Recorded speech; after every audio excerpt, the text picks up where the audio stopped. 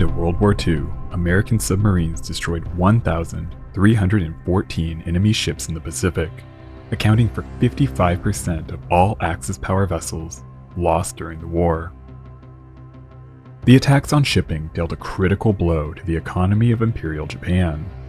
Severing these critical shipping lines starved the island nation and made it impossible to mount a defense against the American war machine.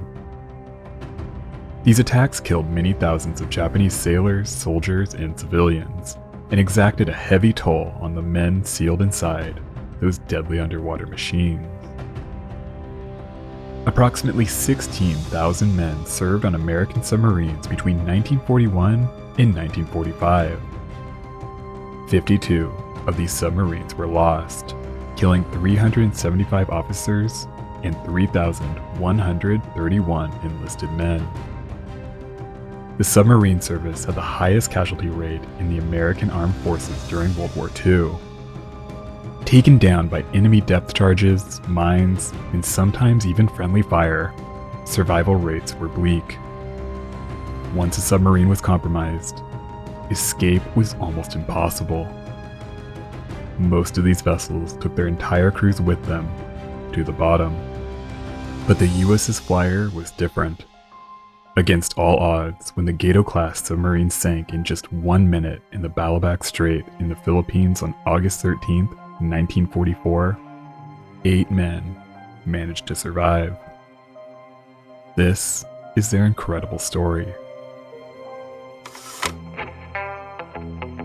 Before we get too deep into things, I want to take a quick second to talk about the sponsor of today's video, Incogni. On a submarine, stealth can be the difference between life and death. While the stakes might not be as high today for us landlubbers, it's still important to keep our personal information safe and secure. Even if you're careful, your private information can still end up all over the internet, making you vulnerable to scams, fraudsters, identity theft, and of course, spam that floods your emails, calls, and texts. That's where Incogni comes in. There are hundreds of data brokers that aggregate your personal information, potentially including your name, login credentials, location history, online activity, even things like your date of birth, social security number, and other sensitive details. Once they get that information, they sell it to the highest bidder. With one simple sign up, Incogni will contact data brokers on your behalf and request that they remove your personal information. They handle the whole removal process for you. And with Incogni's custom removal feature, if you find a site with your information, just copy the link and send it to Incogni. They're the experts at removing data that shouldn't be available. And it's not just a one-time thing. They will continue to monitor these data brokers to make sure that your data stays off the market and remove it whenever it pops up. This helps cut down on all that annoying spam and adds some protection in an unpredictable world. Take your personal data back with Incogni. Use code OLDBOATS at the link below to get 60% off an annual plan. Incogni also offers a 30-day money-back guarantee, so there's no risk in trying it out.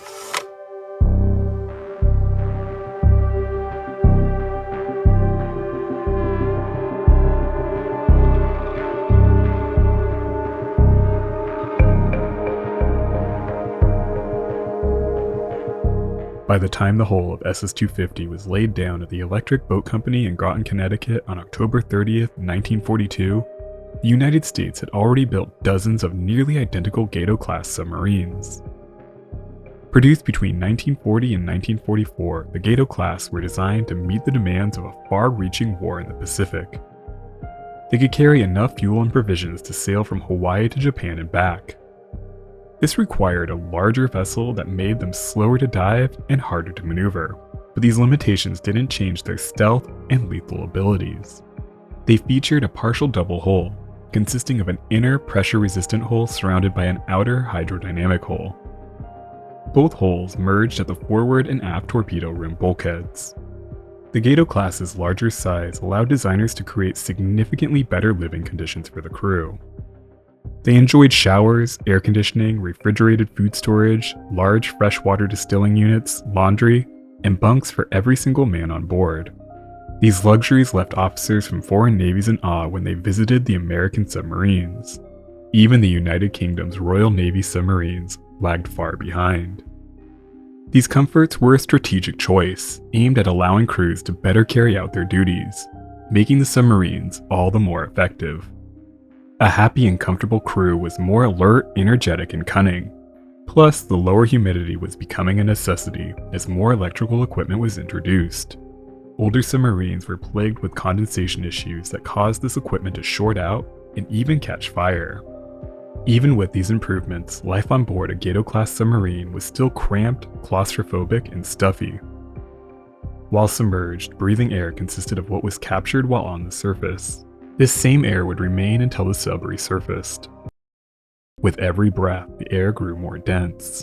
This was one of many reasons why these vessels could only remain submerged for a maximum of 48 hours.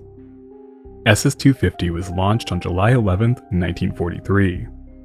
She measured 311 feet 9 inches, or 95 meters in length, with a beam of 27 feet 3 inches, or 8.3 meters, and came in at 1,525 long tons when surfaced and 2,424 long tons when submerged. She was powered by 4 General Motors Model 16 248 V16 diesel engines that drove electric generators, powering 4 high-speed General Electric motors with reduction gears that drove 2 propellers. 2 massive 126-cell Sargo batteries stored the electricity. She was capable of an impressive 21 knots while surfaced and 9 knots while submerged. She had a range of 11,000 nautical miles and could remain underwater for up to 48 hours. She could dive to a depth of 300 feet, an improvement over previous classes. Her armaments included 10 21-inch torpedo tubes, 6 forward and 4 aft, and carried 24 torpedoes, as well as 1 3-inch 50 caliber deck gun, a Bofors 40mm, and an Oerlikon 20mm cannon. Christened by Mrs. Anna Smith Pierce, SS-250 was named USS Flier after a common freshwater fish endemic to the southern United States. She was commissioned on October 18, 1943. After testing, she departed New London, Connecticut on November 24th and sailed for Pearl Harbor. But before she could even traverse the Panama Canal, the brand new submarine nearly met an untimely end.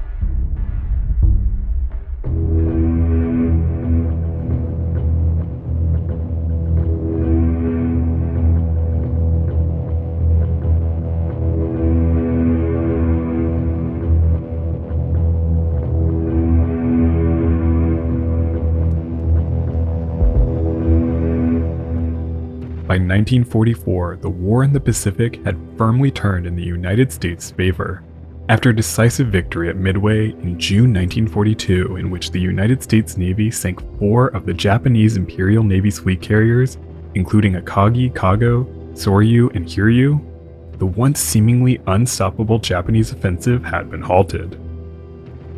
By the time USS Flier entered service at the start of 1944, the U.S. island-hopping strategy was showing success in drawing ever closer to the Japanese home islands. The Japanese Empire was an island nation that depended on imported fuel and resources to power its mighty war machine. Long before war broke out, American planners recognized the similarity to the United Kingdom. Throughout World War I, German U-boats terrorized British shipping and nearly tipped the tide of war.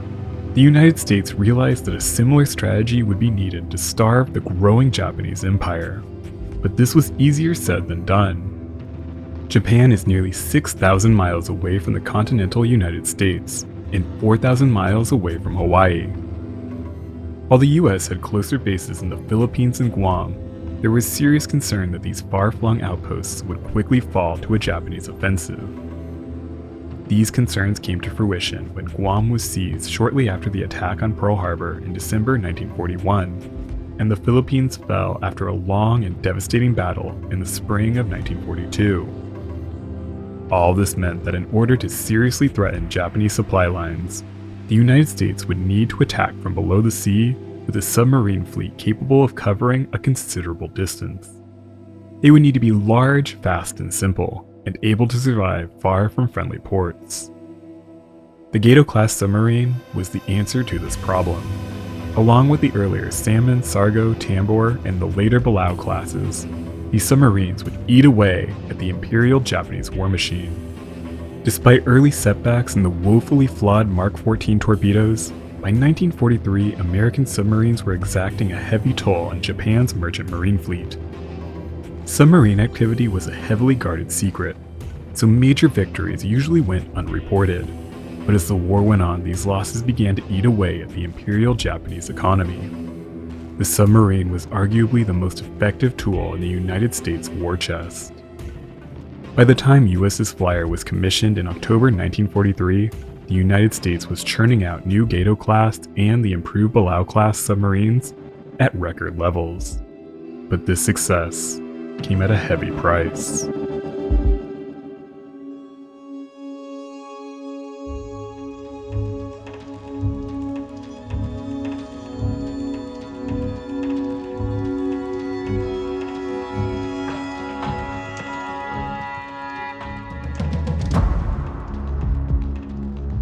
USS Flier came under attack before she could even reach the Pacific.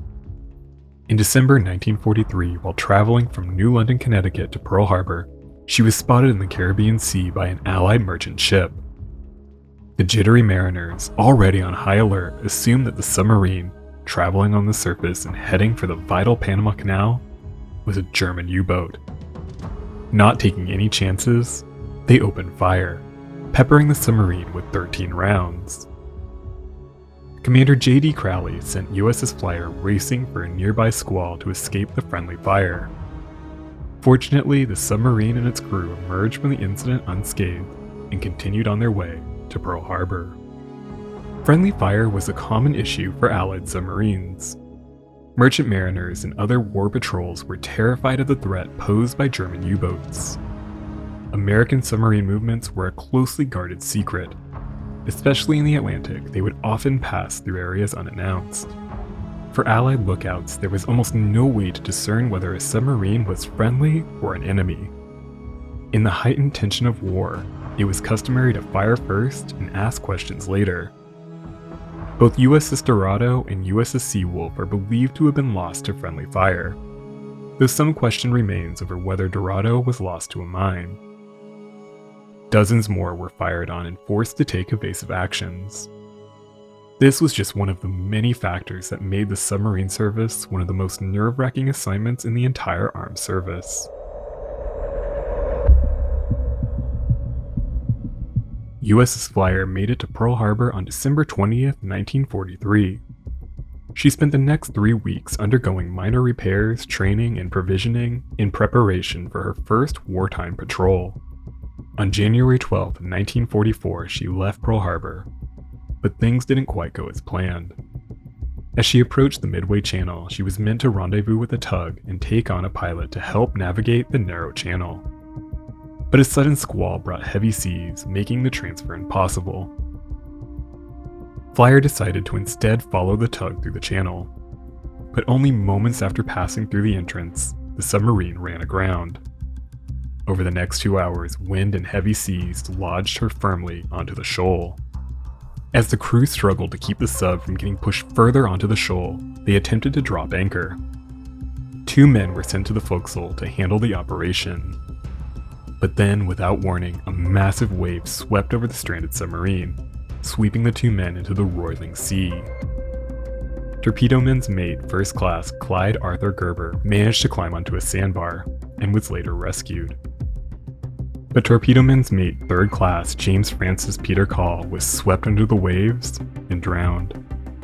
His body was later recovered and buried at sea. The Chanticleer-class submarine rescue ship USS Macaw arrived on the scene 30 minutes later and attempted to free the stranded sub, but soon she became stuck herself. A second rescue ship, USS Florican, was eventually able to free both ships. The damaged USS Flier was towed first to Pearl Harbor, where she underwent temporary repairs. She was next sent to the Mare Island Navy Yard in California, where further repairs were carried out, arriving on February 16, 1944. The Navy also took the opportunity to upgrade the sub's radar. Finally, on May 8th, she arrived back at the Hawaiian Islands. An inquiry found Commander Crowley responsible for the grounding, but found no negligence on the part of the commander or its crew.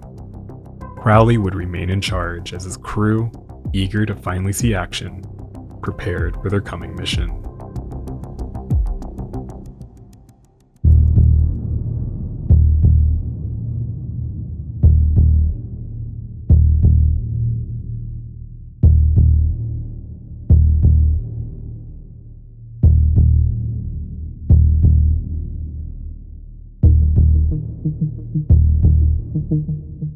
After months of trials and setbacks, USS Flier finally departed for her first patrol on May 17, 1944. She sailed for the South China Sea west of Luzon in the Philippines. On June 4th, Crowley and his crew detected their first Japanese convoy. The submarine went on the attack, firing 3 torpedoes at 2 ships. 2 of those torpedoes successfully hit the 10,380-ton Hakusen Maru, sending the Japanese transport to the bottom. The 3rd torpedo hit another unidentified ship, but before the Flier could identify the target or move in for another attack, the Japanese escorts launched a counteroffensive. As the Flier fled the scene, enemy ships dropped 34 depth charges, rattling the American submarine and its crew. But they managed to escape unharmed. A few days later, they got another opportunity when on June 13th, the Flier detected another convoy of 11 Japanese cargo ships and tankers, heavily guarded by 6 escorts. Crowley positioned his submarine between the convoy and the beach and went on the attack, firing off torpedoes from her stern. But power failures and a miscommunication prevented a second attack. With their position revealed, the Flier once again came under counterattack. As they dove deeper, the submarine lost power to her stern diving planes, forcing the crew to level their boat out by hand.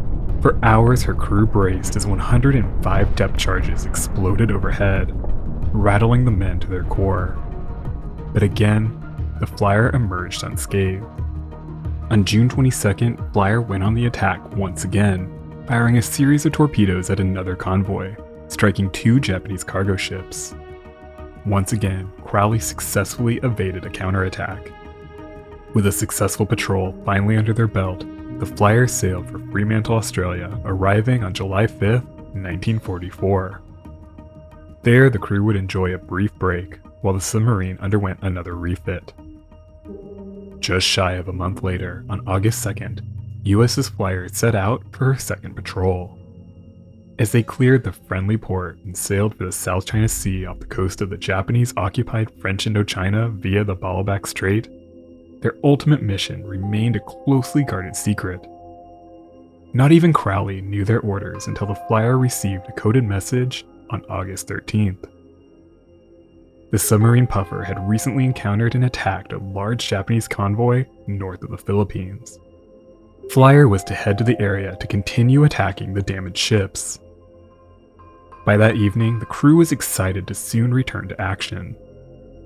In the cover of night, a submarine like the Flier was relatively safe. Their stealth made them almost invisible to enemy ships, even while cruising on the surface. The only real threat came from enemy mines, which could lie anywhere. The night was calm. A distant storm rumbled over a nearby island, and an occasional flash of lightning briefly lit up the faraway clouds. Crowley stood on the quiet bridge, leaning over an open hatch, discussing their course with his executive officer, James W. Lytle Jr.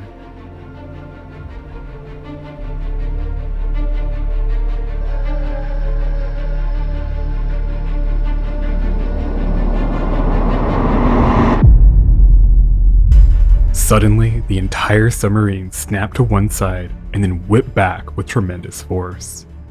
Everything fell into chaos, followed quickly by the horrific roar of air shooting through every opening. Then, the sounds of screaming rang out from below. Crowley lunged for the collision alarm, but as he crossed the conning tower, he realized that there was no time. His submarine was already lost. He screamed down into the ship below, abandoned ship. But for most of the 71 men trapped below, it was already too late. The submarine's interiors turned into a torrent of rushing water and escaping air. Those who were close managed to race up the ladder inside the conning tower, but there was almost no time. Just 20 seconds after the blast, the Flier's deck fell below the waves. Miraculously, 15 men managed to escape the chaos, most through the sheer luck of being near or in the conning tower at the time of the explosion. But as they bobbed to the surface of the Sulu Sea, the water thick with diesel, they found themselves surrounded by total darkness.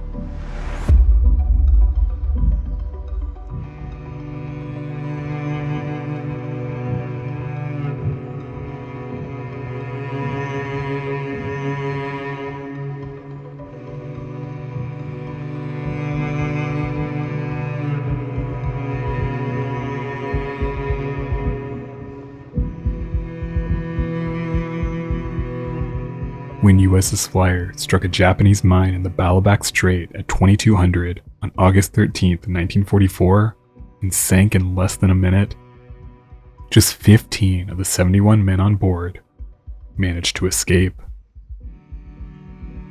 They had already achieved the impossible, but their miraculous escape left them drifting in the open sea at night, miles away from the nearest coast. Fortunately, the weather was unusually calm, a rare reprieve in the middle of monsoon season. Survival felt impossible, but no one had the time or energy to dwell on the hopelessness of their situation. There was nothing they could do but swim. Some were injured, others exhausted by the horrific ordeal. Commander Crowley, though just 35, was the oldest of the group and the least physically fit. But still, he pressed forward. As the hours dragged on, the group splintered. Some pressed ahead. Others fell behind, never to be seen again. Finally, at 15:30 on August 14th, over 17 hours after the Flier went down, 6 men staggered onto the beach of Manitangle Island. They included Earl R. Baumgart, Arthur G. Howell, Alvin E. Jacobson, James W. Little, Wesley B. Miller, and Commander Crowley. James D. Russo, who had pulled ahead, was already on the beach. Around 2 hours later, Donald P. Tremaine finally reached the shore. He was the last. 7 of the men who had escaped the initial sinking died during the grueling swim. Now the 8 exhausted submariners had to find some way to reach help. After 2 days of rest, they went to work building a raft that could carry them to the nearby islands. Food was scarce. The group shared a rare coconut and whatever else they could find. They waited for low tide and then sailed their tiny raft to the nearby Gabong Island. They then crossed a handful of other islands before spending the night in an abandoned house on Apo Island. At sunrise, 2 local boys found the men and took them to Filipino guerrilla fighters that gave them food and guided them to Brooks Point, where they were finally able to radio a U.S. Army Coast Watcher unit to report Flier's fate to Task Force 71 and arrange a rescue. On August 29, 1944, USS Redfin arrived off Brooks Point to pick up the 8 survivors. They were some of the only Allied forces in the entire war to survive the sinking of a submarine and managed to evade enemy capture. Their story, a rare glimmer of light in the dark chaos of war.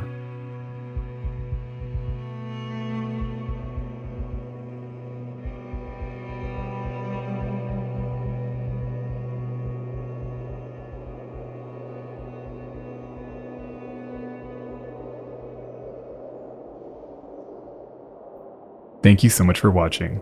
If you enjoyed this one, support the channel with a like, comment, and subscribe if you haven't already. Thank you again to Incogni for sponsoring this video. Check them out using the link below. I'd like to give a special shout out to my supporters on Patreon and my channel members. Their support helps keep the channel afloat. Alright crew, that's all I've got. Until the next one, be nice to people.